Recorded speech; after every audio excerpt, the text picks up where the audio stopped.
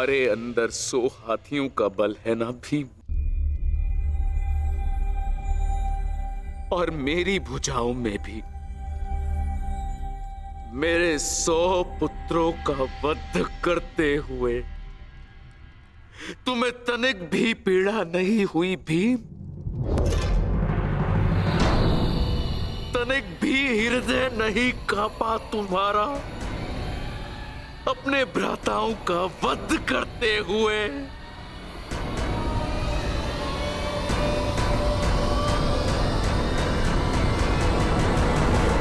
दुर्योधन, ये तुम्हारे लिए है पुत्र।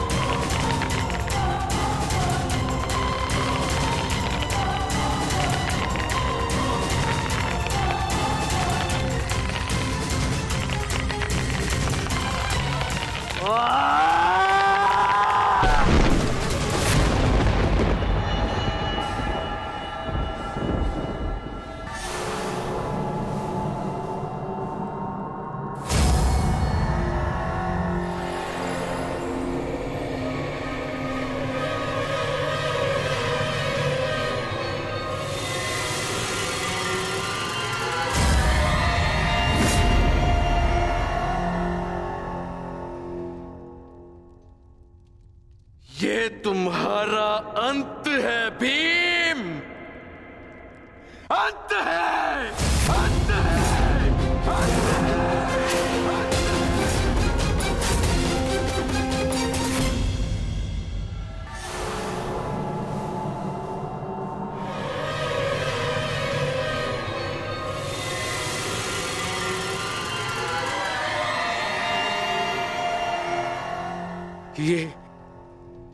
ये मैंने क्या कर दिया?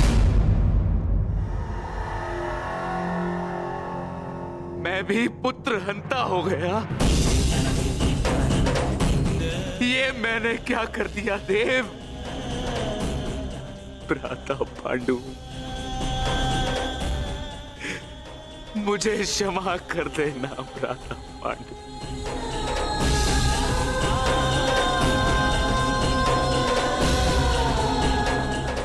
प्रतिशोध की ज्वाला ने मेरे विवेक को हर लिया। क्षमा कर मुझे।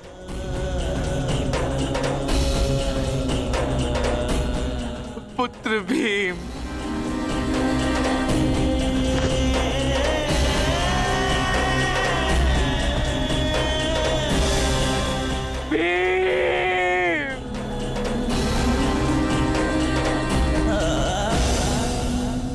आपने उचित कहा महाराज। जब मनुष्य का विवेक हर जाता है तो उसके पांव स्वतः ही पाप की ओर बढ़ जाते हैं। किंतु अभी समय नहीं आया है महाराज कि आप अपने भाई से क्षमा मांगे। आपके पुत्र विकोदर भीम अब भी जीवित हैं।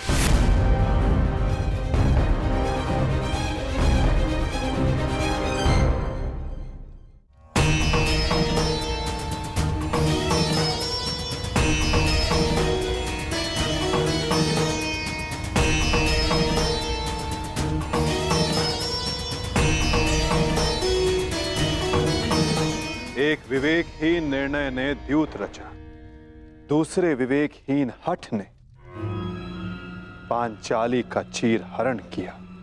ये विवेकहीनता ही तो थी महाराज जो महाभारत का बीज बना। नारायणं नमस्कृत्य नरं चैव नरोत्तमं। प्रतिशोध की अग्नि शत्रु से पूर्व स्वयं को जलाती है। अपने मन को शांत कीजिए। आप अभी पुत्रहीन नहीं हुए हैं। आपके 5 पुत्र अभी जीवित हैं।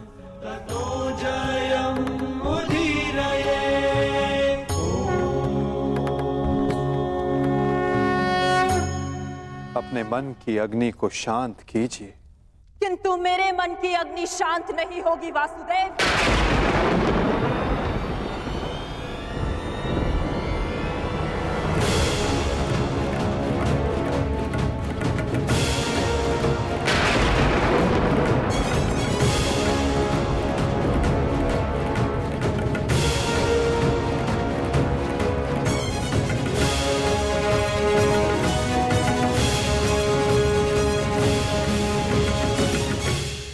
छल से मेरे सभी पुत्रों को मरवा डाला वासुदेव।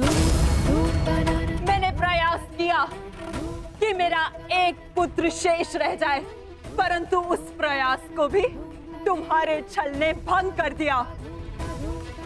श्री बलराम को भी अपने कपट में उलझाकर मौन करवा दिया तुमने, परंतु इस माता की ममता अब मौन नहीं रह सकती। तुम्हारे छल से मेरे कुल का नाश हुआ है वासुदेव। मैं तुम्हें श्राप देती हूं कि जिस प्रकार तुमने मेरे कुल का अंत किया है, उसी प्रकार तुम्हारे कुल का अंत भी होगा।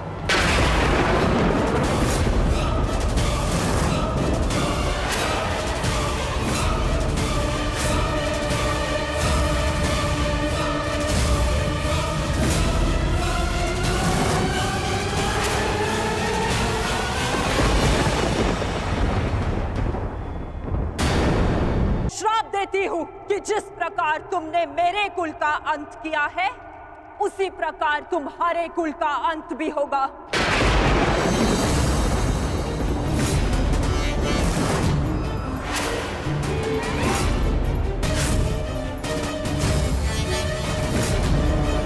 तुम्हारा कुल भी ऐसे ही आपस में लड़कर नष्ट हो जाएगा।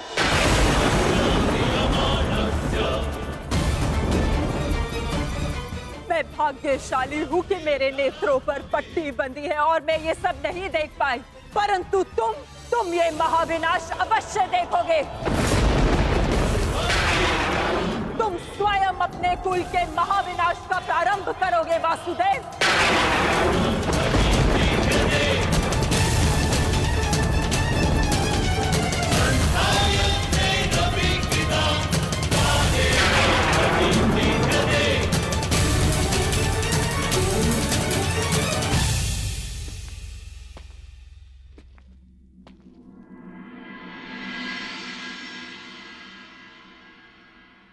जिस प्रकार एक प्रसन्न माता का आशीष संसार में कोई नहीं रोक सकता, उसी प्रकार एक दुखद माता का श्राप संसार में कोई नहीं टाल सकता।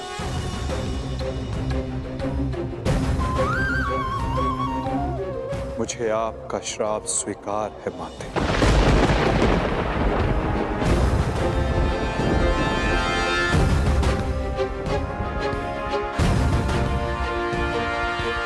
किंतु क्या आपको ज्ञात है कि इस युद्ध का सत्य क्या है? क्या आप जानती हैं कि इस महाविनाश, इस महायुद्ध का वास्तविक रूप क्या है? मेरे साथ चलिए माता, उस कुरुक्षेत्र की रणभूमि पर जो इस महाविध्वंस, इस महाभारत की साक्षी बनी है।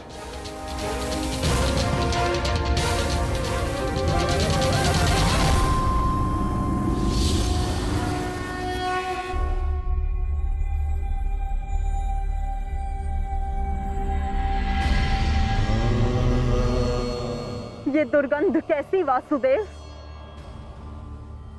ये दुर्गंध उन वीरों के शवों की है जिन्होंने इस महायुद्ध में अपना बलिदान दिया है माता, परंतु जिन्हें अंतिम संस्कार का अवसर भी ना मिला। ये दुर्गंध यहाँ हुए भीषण संहार के एक एक क्षण का अनुभव करा रही है मुझे। तुमने छल से मेरे एक एक पुत्र का वध कराया है वासुदेव। अपने दिए गए श्राप पे मुझे कतई भी पश्चाताप नहीं है। इस युद्ध से किसी को कुछ प्राप्त नहीं हुआ। ये युद्ध सबके लिए दुर्भाग्य ही साबित हुआ है और तुम्हारे लिए भी ये दुर्भाग्य ही साबित होगा। और आज मेरे श्राप के रूप में तुम भी उस युद्ध से दुर्भाग्य ही लेकर जाओगे। जब आप मुझे अपराधी मान ही चुकी हैं, जब आप मुझे दंड दे ही चुकी हैं, तो आप मेरा कोई स्पष्टीकरण भी स्वीकार नहीं करेंगी माता।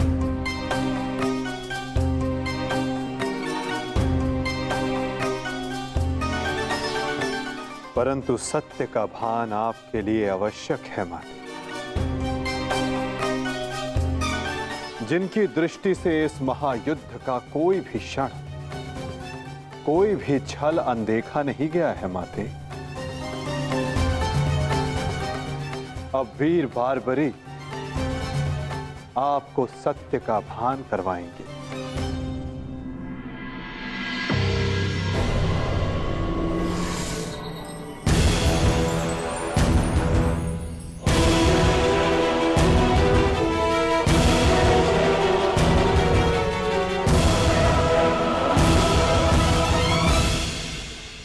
अब आपके समक्ष वीर बार्बरीक है गांधार पुत्री, जो आपके पौत्र भी हैं, जो इस युद्ध के एकमात्र दर्शक हैं।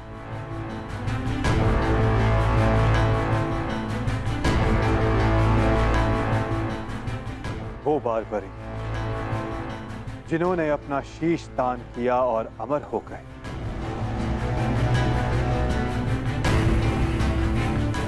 अब वही आपको सत्य का ज्ञान करवाएंगे। वीर बार्बरीक की दृष्टि से इस महाभारत का कोई भी बल और छल अनदेखा नहीं रहा है माता। अब बार्बरीक आपको सत्य बताएंगे। पुत्र बर्बरिक, तुम स्वयं बताओ, क्या वासुदेव ने छल से मेरे पुत्रों का वध नहीं करवाया है? यदि तुमने इस युद्ध का एक एक क्षण निष्पक्ष होकर देखा है, तो बताओ, कौरव वंश के वट वृक्ष महामहिम भीष्म, जिन्हें इच्छा मृत्यु का वरदान था, क्या वासुदेव ने उन्हें अपने छल से धराशाही नहीं करवाया है? क्या वासुदेव ने द्रोण पुत्र अश्वत्थामा की मृत्यु का छल रचकर आचार्य द्रोण का वध नहीं करवाया है?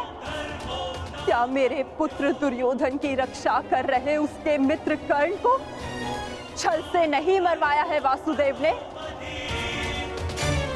पुत्र दुर्योधन पर युद्ध के नियमों के विरुद्ध जाकर प्रहार किया गया, क्या वो वासुदेव का छल नहीं था? मेरे समस्त 100 पुत्रों के वध का कारण केवल वासुदेव है। क्या ये भी सत्य नहीं है बार्बरिक?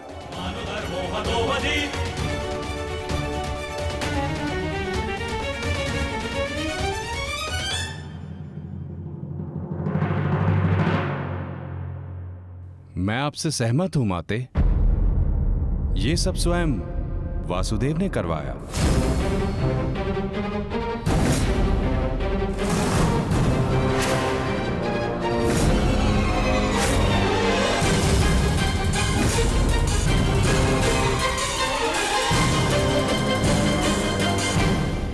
परंतु माते, आप किन 100 पुत्रों की बात कर रही हैं? कौन भीष्म, कौन कर्ण, कौन द्रोण और कौन अभिमन्यु? सत्य तो यह है माते कि कुरुक्षेत्र में कोई था तो केवल एक पुरुष, वासुदेव कृष्ण। न कोई भीष्म, न कोई द्रोण और न ही अंगराज कर्ण। जिस पर प्रहार हुए वो वासुदेव ही थे, और जिसने प्रहार किए वो भी वासुदेव ही थे। उनके अतिरिक्त कुरुक्षेत्र में कोई और उपस्थित नहीं था माते। ये तुम क्या कह रहे हो बर्बरिक? इसका क्या अर्थ है? इसका अर्थ शब्दों से नहीं, दृश्यों से समझ आएगा राजमाता।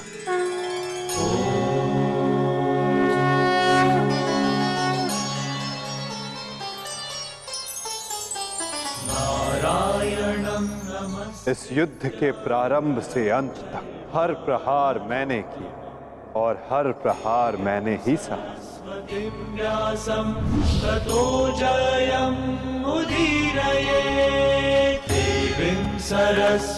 धर्म स्थापना के लिए धनुष, गदा, खड्ग ये सब मैंने ही उठाए और इन सारे अस्त्रों का हर एक प्रहार मैंने ही सहा।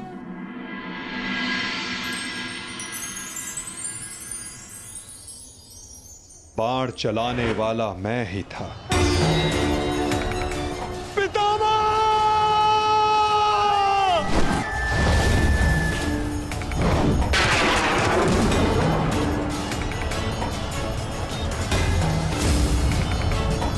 और उस बाण को अपने शरीर पर लेने वाला भी मैं ही था।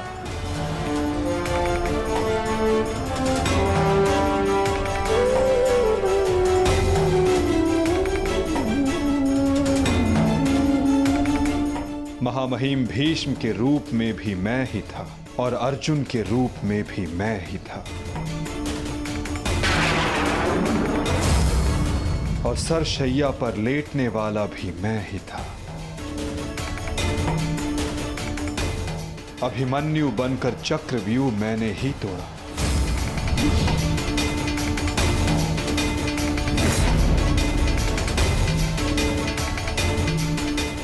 वापस आओ अभिमन्यु, लौट आओ, व्यूह में प्रवेश मत करो। विश्वास कीजिए दात्री, मैं इस चक्रव्यूह को तोड़ सकता और यदि मेरा सर कट भी जाए तब भी आपका सर गर्व से उठा रहेगा।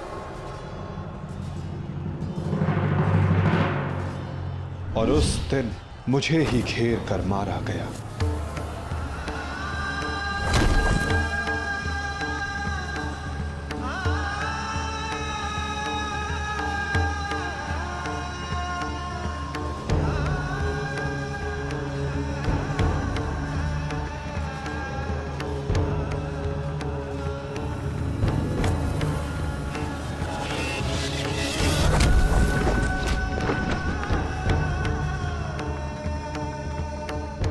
वो मैं ही था जिसने द्रोणाचार्य से कहा कि अश्वत्थामा मारा गया। आपने बिल्कुल सही सुना आचार्य द्रोण। अश्वत्थामा मारा गया। द्रोणाचार्य के रूप में अस्त्र त्यागने वाला भी मैं ही था।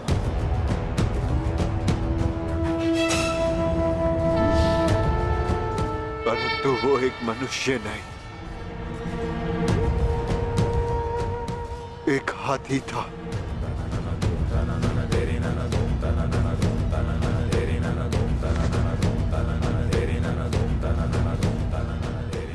अश्वत्थामा! और धृष्टद्युम्न बनकर मैंने ही स्वयं पर प्रहार किया।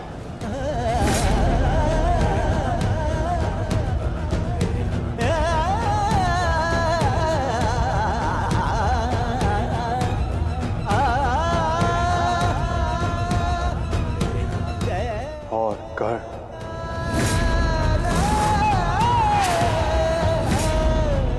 कर्ण के रूप में मैंने ही अपना कवच अपने शरीर से अलग किया।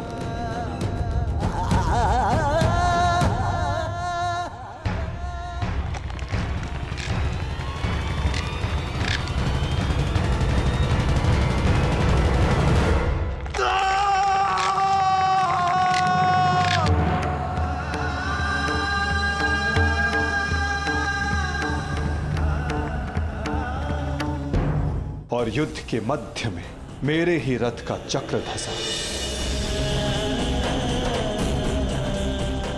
और मेरे ही आदेश पर मैंने ही स्वयं पर अंजलि का अस्त्र चलाया। अंगराज को मुक्त करो पार्थ, अंजलि का अस्त्र का प्रयोग करो।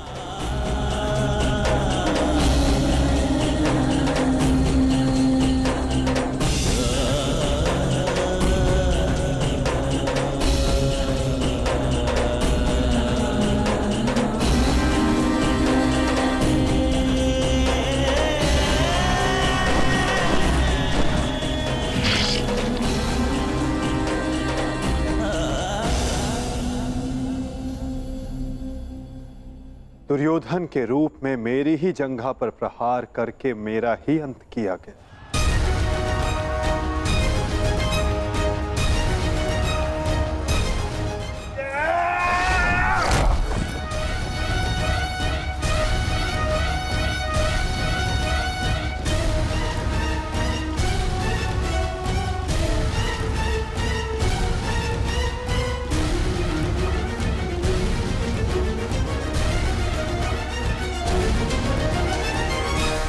द्रुपद हो या धृष्टद्युम्न, विकोदर भीम हो या अर्जुन, सब में मैं ही था। मैं ही विजयी हुआ और मैं ही पराजित हुआ।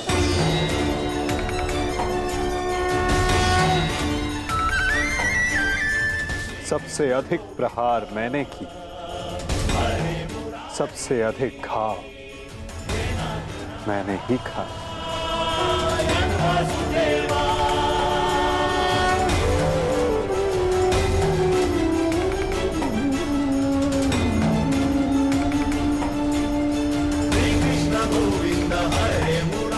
अठारह दिनों के इस महासंहार हर बार मृत्यु मेरी ही हुई। गिरता था जो घायल होकर रणभूमि में, वो मैं ही था। अश्वत्थामा के अंगों से रक्त पीप श्वेत बनकर मैं ही युग युगांतर तक भटकूंगा। जीवन मैं तो मृत्यु भी मैं ही।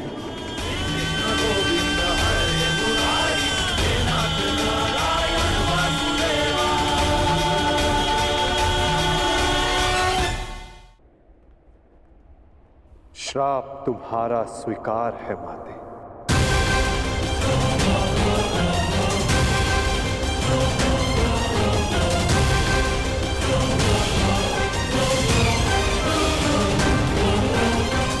परंतु जब सब आपने किया तो ये माया क्यों मेरे वासुदेव? आप सब एक क्षण में ठीक कर सकते थे, तो फिर ऐसा आपने क्यों नहीं किया? फिर उन प्रतिज्ञाओं का क्या होता माते, जो सबने ली थी? उन अपराधों के दंड का क्या होता, जो सबने किया? उन कष्टों का पुरस्कार क्या होता, जो धर्म ने सहे? उस सीख का क्या होता, जो इस युद्ध में हुए हर मृत्यु से मानव जाति को मिले और जो संसार में प्रलय आने तक उनका मार्गदर्शन करेगी?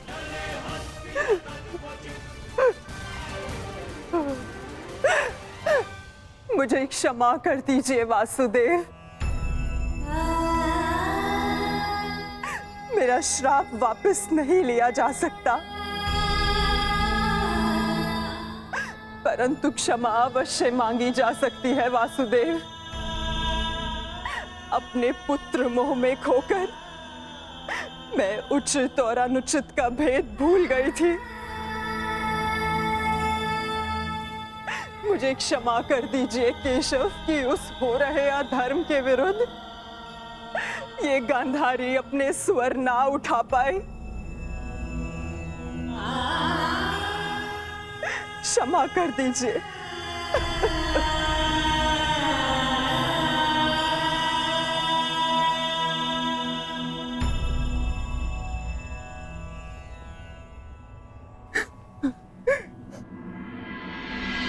नहीं माते, किसी का अंत किसी के श्राप से नहीं होता।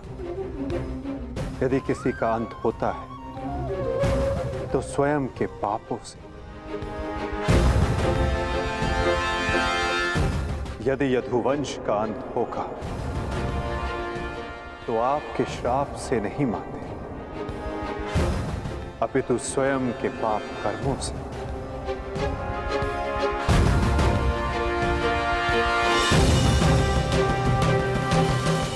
जब जब समाज में अपराध बढ़ेगा, एक महाभारत सामने आएगी। अपने ही अपनों को काटेंगे। कभी कुरुक्षेत्र में तो कभी द्वारका में।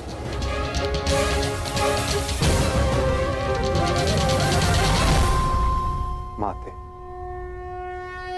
यदि आप कुछ करना चाहती हैं तो अपने मन के इस प्रतिशोध की अग्नि को शांत कीजिए और पांडवों को आशीष दीजिए। युधिष्ठिर का राज्य अभिषेक करवाइए और धर्म स्थापना में आपका ये योगदान और आपका आशीष आवश्यक है माते।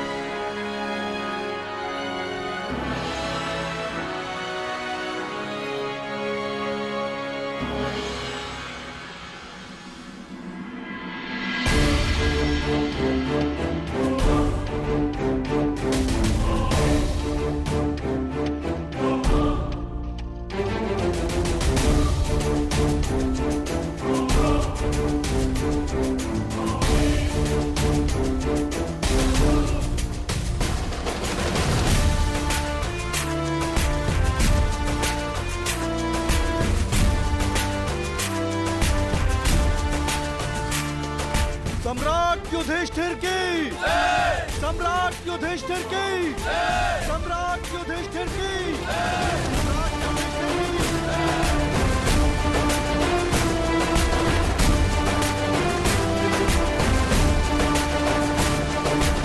धर्मराज, केवल एक ही वीर था जो परिवर्तन के लिए अंतिम श्वास तक लड़ा। महारथी सूर्य पुत्र कर्ण।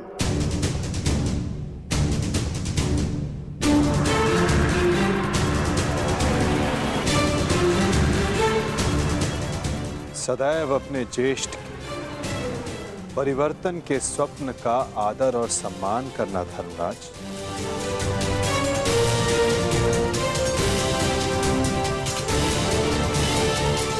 सम्राट पद पर स्थापना के पश्चात मैं पहली घोषणा करता हूं, हस्तिनापुर में अब जन्म निर्धारित व्यवस्था का अंत किया जाता है। वर्ण व्यवस्था रहेगी, परंतु वो कर्म के आधार पर आधारित होगी।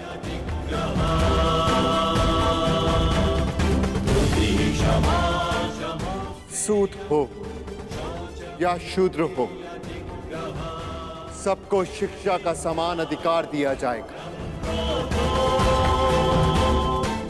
और योग्यता के आधार पर काम, सम्मान और समानता का अधिकार सबको दिया जाएगा। यही धर्म स्थापना की नींव है और यही परिवर्तन का प्रारंभ सम्राट युधिष्ठिर की सम्राट युधिष्ठिर की सम्राट युधिष्ठिर की सम्राट युधिष्ठिर की। मुझे विश्वास है कि मेरे पश्चात परिवर्तन का अध्याय प्रारंभ होगा।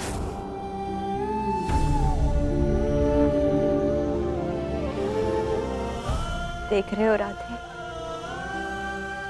तुम्हारे मन चाहे परिवर्तन का प्रारंभ हो चुका है। महाभारत के इस महायुद्ध में 18 अश्वनी सेना और बहुत से महारथियों ने अपने प्राणों का त्याग किया है। मैं उन वीरों के परिवारों को नमन करता हूं।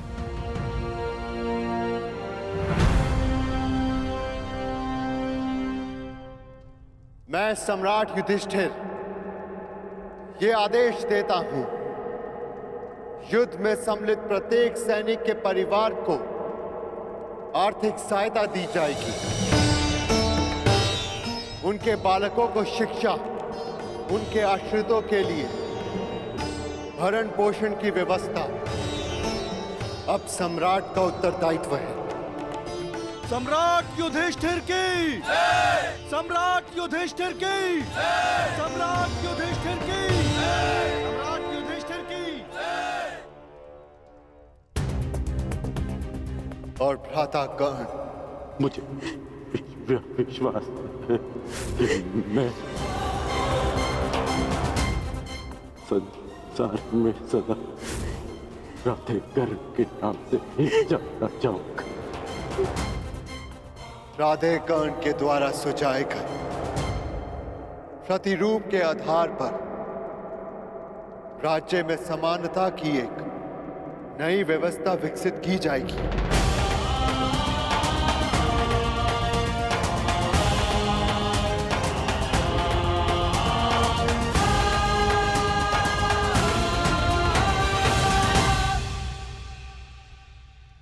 युधिष्ठिर और अन्य पांडवों ने अपने ज्येष्ठ कर्ण के दिखाए परिवर्तन के मार्ग पर चलते हुए एक धर्म राज्य का निर्माण किया।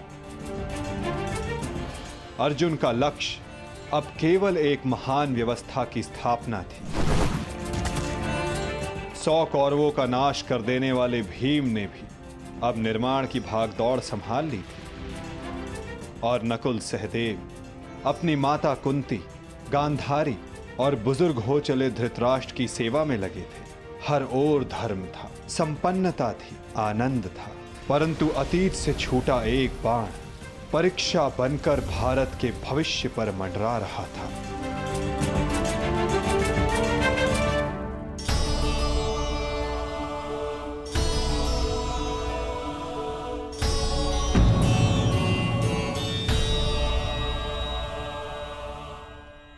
आप सबसे ज्येष्ठ हैं भ्राताश्री, इस स्थान पर आपका अधिकार है, परंतु फिर भी आप ये स्थान रिक्त क्यों रखते हैं?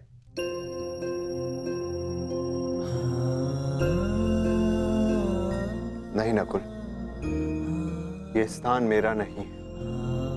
भ्राता कर्ण हम सबसे ज्येष्ठ हैं और सर्वप्रथम इस स्थान पर सिर्फ उनका अधिकार है।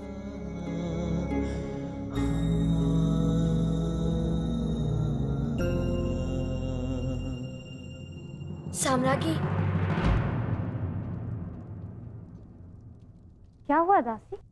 इतनी व्यग्र क्यों हो? युवरानी उत्तरा को प्रसव पीड़ा होना आरंभ हो चुका है।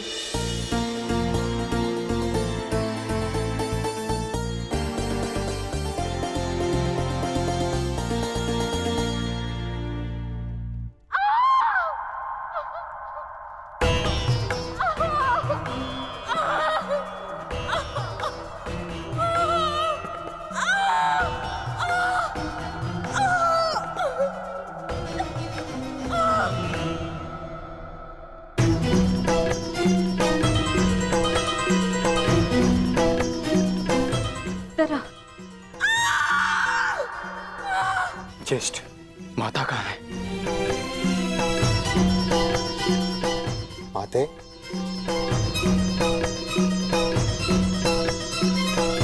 माता, माता वो उतरा।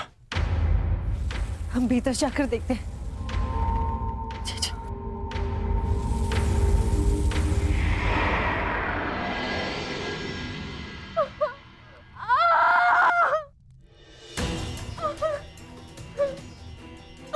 पुत्री, साहस रखो। अब और पीड़ा सहन नहीं होती माता। साहस रखो पुत्र, हम सब है तुम्हारे साथ।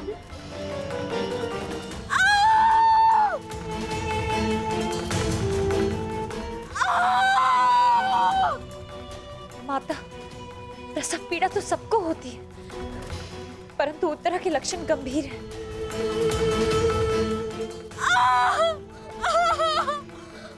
माता, कहीं कोई अनहोनी ना हो जाए।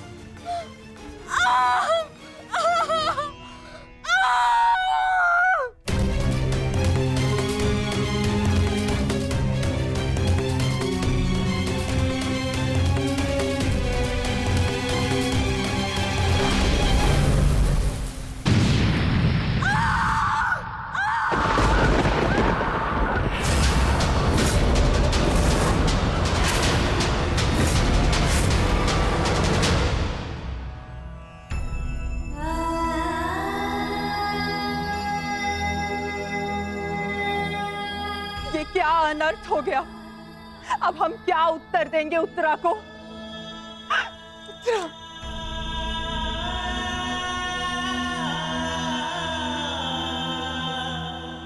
क्या अनर्थ कर दिया अश्वत्थामा ने। एक ब्राह्मण होने के पश्चात प्रतिशोध की अग्नि में वो इतना अंधा हो गया। एक शिशु पर ब्रह्मास्त्र चलाने से पूर्व उसे तनिक भी दया नहीं आई।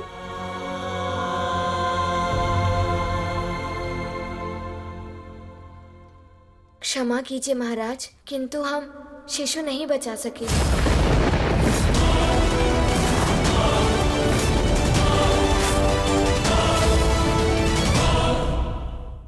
ये क्या अनर्थ हो गया? ये सब मेरे कर्मों का फल है। हे नारायण, उस बालक की सहायता करिए। इसमें उस बालक का कोई दोष नहीं है। हे नारायण, सहायता करिए। माता,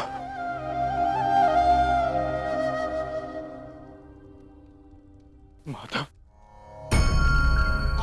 कुछ कीजिए माता, कुछ कीजिए।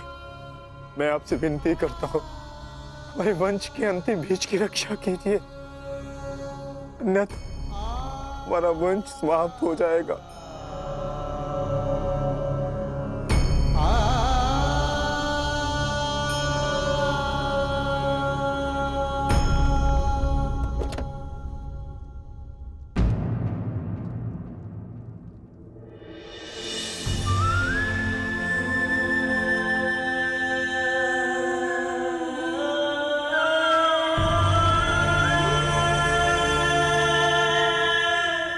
ब्रह्मास्त्र विफल नहीं जा सकता याज्ञसेनी।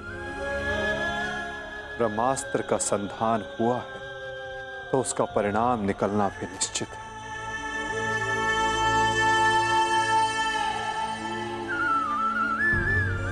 क्या यही धर्म स्थापना है माधव? इस अजन्मे शिशु का क्या दोष जो इसे भी अधर्म का मूल्य अपने प्राण देकर चुकाना पड़ा?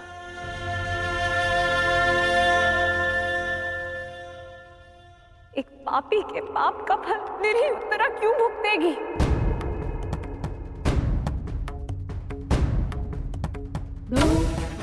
माधव, वो तो इस युद्ध में सम्मिलित भी नहीं थी, परंतु इस युद्ध में उसने अपना सब कुछ खो दिया। अपने पिता, अपना भाई, अपना पति और अब अपना पुत्र।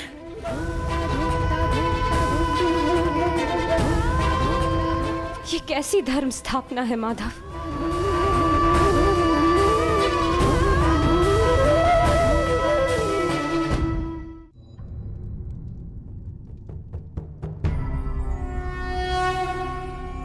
यदा यदा हि धर्मस्य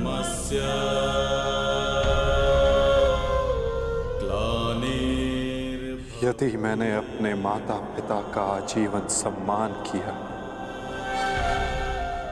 यदि मैंने अपने गुरु की गुरु दक्षिण संपूर्ण मन से दी, यदि मेरे जीवन का हर कार्य का उद्देश्य शुभ रहा है,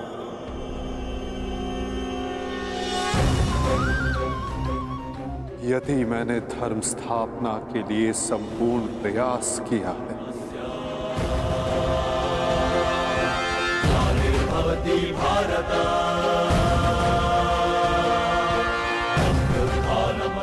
तो ये बालक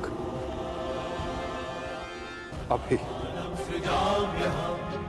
और इसी क्षण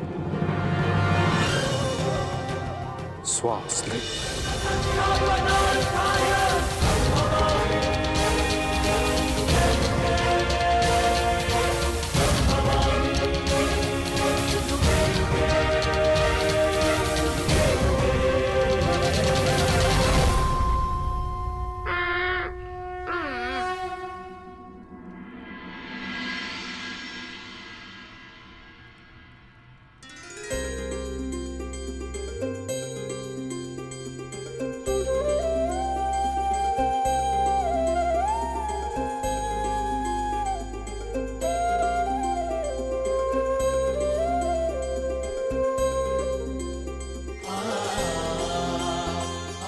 अपने जीवन की सबसे कठिन परीक्षा में सफल हुआ है ये बालक। ब्रह्मास्त्र की कठिन परीक्षा में खरा उतरा है ये बालक, जो धर्म स्थापना का मुख बनेगा।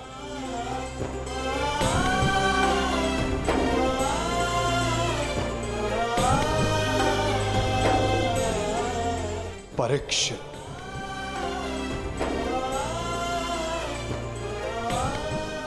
हाँ याज्ञसेनी, इस बालक का नाम परीक्षित होगा। विशाली! विशाली! विशाली? विशाली, पुत्री विशाली।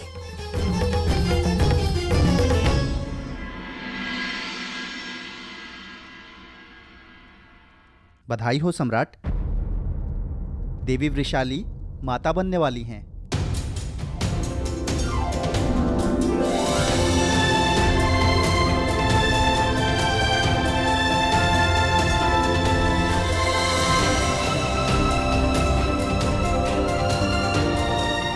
प्रभु को कोटि कोटि धन्यवाद।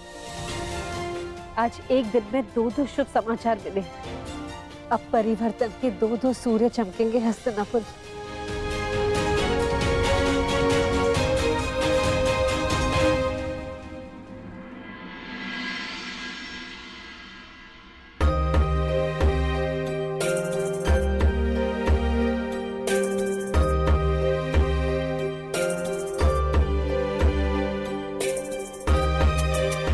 परिवर्तन का नया युग प्रारंभ हुआ है वृषाली। प्रसन्न हो जा कि सूर्य पुत्र को तर्पण देने वाला इस संसार में आने वाला है।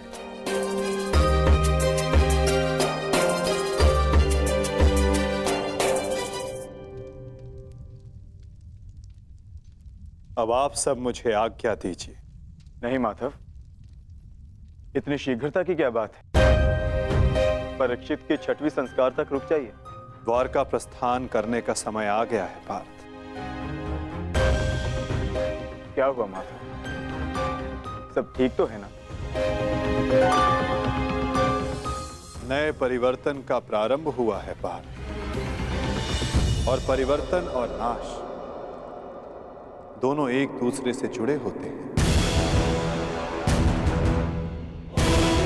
और किसी के अंत का प्रारंभ होना अभी शेष है।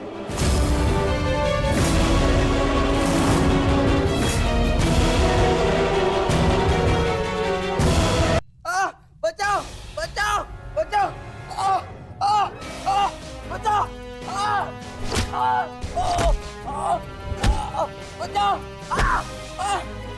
मैं तेरा अंत कर दूंगा। जानता है मैं कौन हूं? मैं हूं इस द्वारिका का भविष्य, सांब।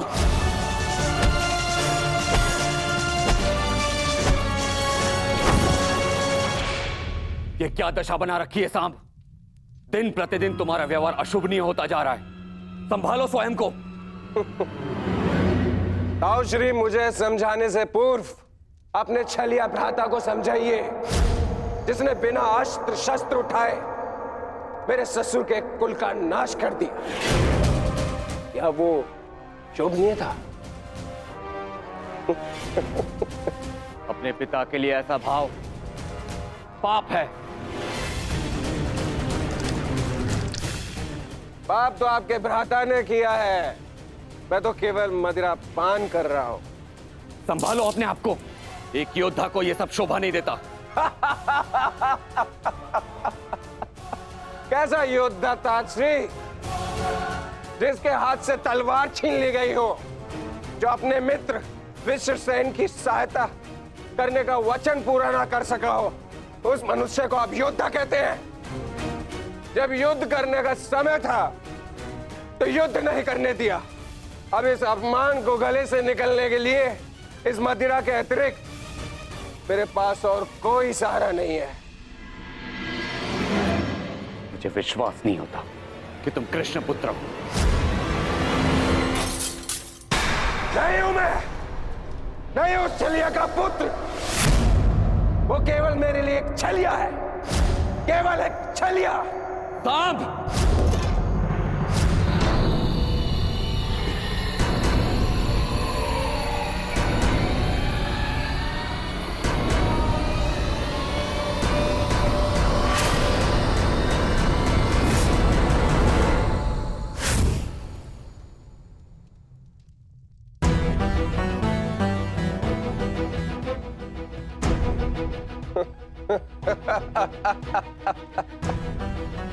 आइए आइए आइए द्वारिकाधीश, आइए। स्वागत है आपका, स्वागत है। लौट आए आप। करा इस आर्यव्रत के सभी महारथियों का अंत। कराए धर्म स्थापना के नाम पर अपना पलड़ा भारी। अब अरे अच्छी, आप देख क्या रहे? स्वागत नहीं करेंगे इनका? इतना महान कार्य पूर्ण करने के पश्चात आज लौटे हैं। आज तो राजभवन में उत्सव होना चाहिए। पांचाल, काशी, मगध, छेदी, सभी महाजनपदों के महान शासकों का अंत करवा डाला, सिर्फ धर्म स्थापना के नाम पर। अब क्या बचा पूरे भारतवर्ष में? पूरे भारतवर्ष में सिर्फ दो महान राज्य। पहला द्वारिका, दूसरा हस्तिनापुर। और हस्तिनापुर का महान शासक धर्मराज युधिष्ठिर पहले से ही अपने चारों भाइयों के साथ इनके तलवे चाटता है।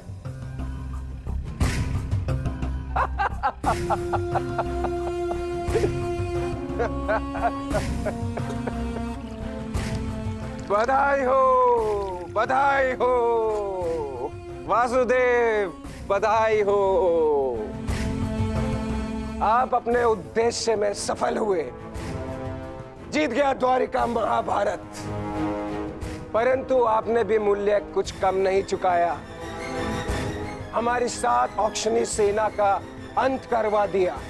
क्या मिला आपको हमारे वीर सैनिकों का अंत करवा कर? क्यों किया आपने?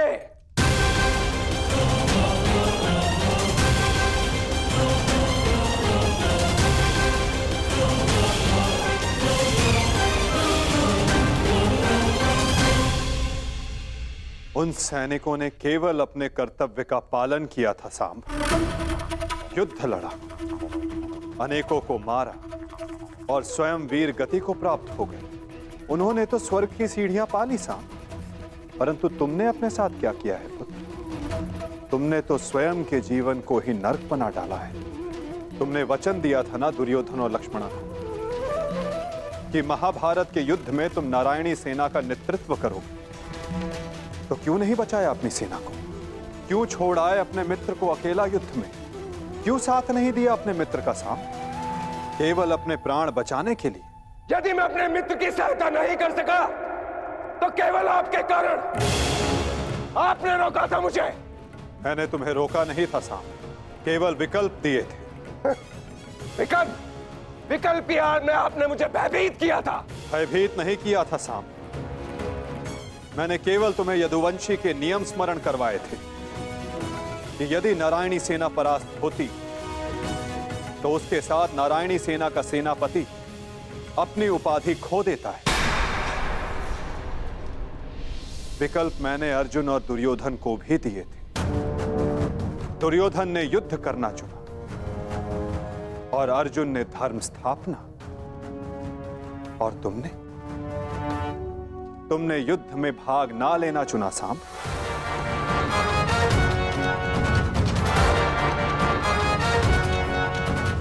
कदाचित यदि तुमने अपने मित्र वीर वृषसेन को उस युद्ध में प्रदर्शन करते देखा होता, तब तुम्हें ज्ञात होता कि वीरता की वास्तविक परिभाषा क्या होती है साहब। यदि तुमने अपने प्राण उस युद्ध में गवा दिए होते तो आज मेरा सर गर्व से ऊंचा होता, किंतु नहीं। तुम तो मदिरा के मद में स्वयं के जीवन को धीरे धीरे करके मार रहे हो। लज्जा आती है तुम पर साम, लज्जा आती है।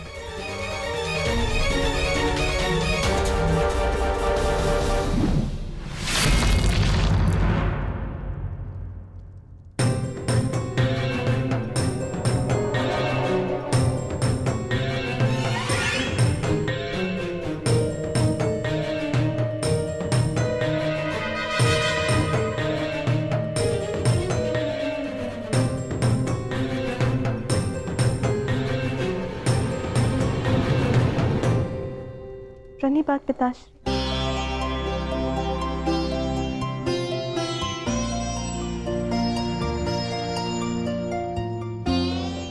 पिताश्री मैं क्षमा। लक्ष्मणा, इतनी लंबी यात्रा से आया हूं पुत्री, भोजन नहीं कराओगी?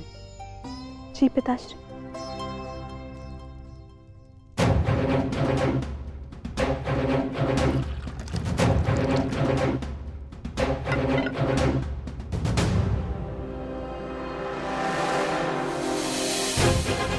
तुमने वचन दिया था ना दुर्योधन और लक्ष्मण को कि महाभारत के युद्ध में तुम नारायणी सेना का नेतृत्व करोगे। क्यों छोड़ आए अपने मित्र को अकेला युद्ध में? क्यों साथ नहीं दिया अपने मित्र का साथ, केवल अपने प्राण बचाने के लिए? यदि तुमने अपने प्राण उस युद्ध में गवा दिए होते तो आज मेरा सर गर्व से ऊंचा होता। लज्जा आती है तुम पर साम, लज्जा आती है। अपने क्रोध को शांत करो साम।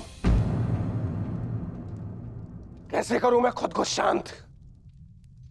पिता होकर सदैव मेरा मस्तक दूसरों के सामने झुकाता है, और आज भी तो यही किया उन्होंने।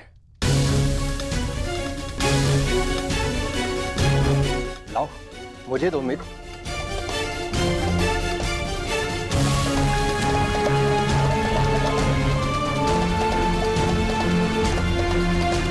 लो पियो।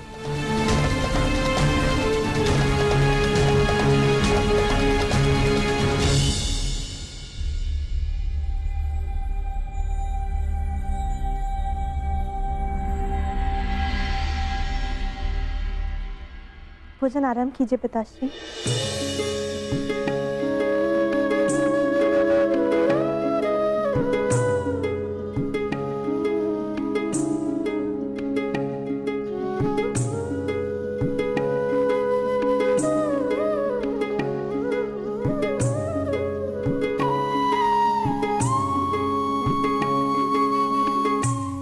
पिताश्री, क्या आप मुझे मेरे पिता के विषय में कुछ बता सकते हैं? युद्ध में क्या हुआ था?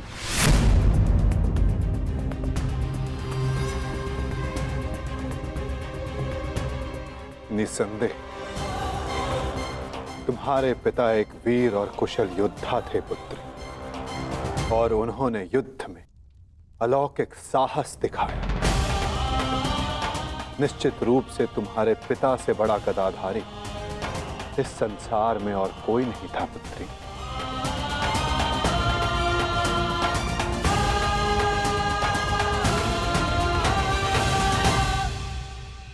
यदि ये सत्य है तो उन्हें ये संसार छोड़ के क्यों जाना पड़ा पिताश्री? हमारे कर्म और हमारे चयन हमारी नियति निर्धारित करते हैं।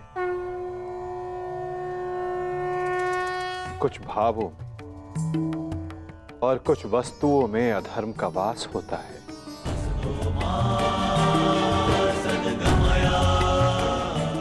जैसे कि जुआ और मदिरा, ये व्यसन पहले लुभाते हैं और बाद में हमारे ही नाश का कारण बन जाते हैं पुत्री।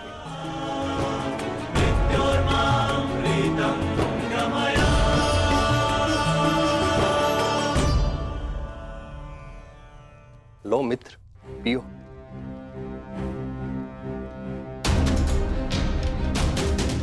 मैं जानता हूं कि तुम बहुत दुखी हो, किंतु चिंता मत करो, तुम्हारे मनोरंजन का प्रबंध कर दिया है मैंने। कैसा मनोरंजन?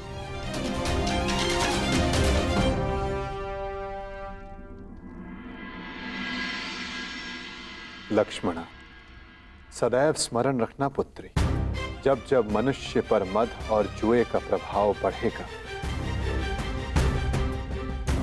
तब तब वो अपने पग अपने पतन की ओर बढ़ाएगा। संभल कर मित्र, आज का विनोद तुम्हारे मन की सारी कड़वाहट बाहर कर ले जाएगा। एक मद्दांध व्यक्ति सबसे पहले अपने बड़ों का आदर करना भूलता है, उनका अपमान करता है, उनका उपहास बनाता है और उसके पश्चात